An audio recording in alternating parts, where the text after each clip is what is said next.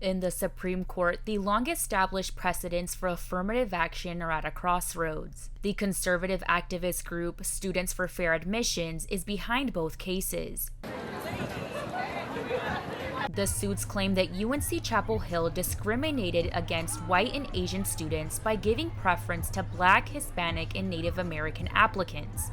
Co-directors of the UNC for Affirmative Action argue that conservative activists have used Asian Americans to advance their political agenda.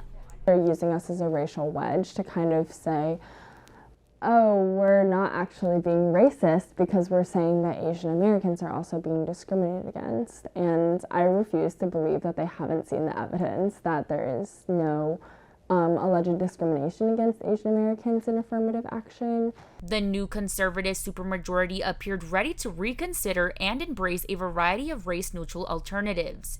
UNC professor and race-neutral strategies committee member Daniel Classic has analyzed potential race-neutral practices. If you can imagine a world where we decide we want other forms of diversity, and maybe socioeconomic status is part of that diversity, in which case socioeconomic status is a great way to select students.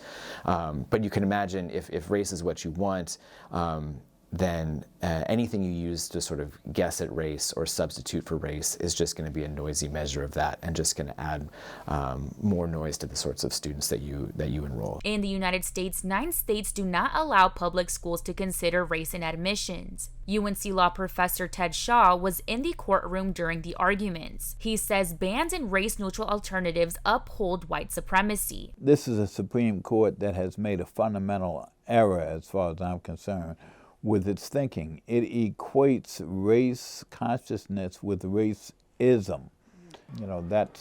That's what the opponents of diversity efforts and affirmative action, that's what they're selling.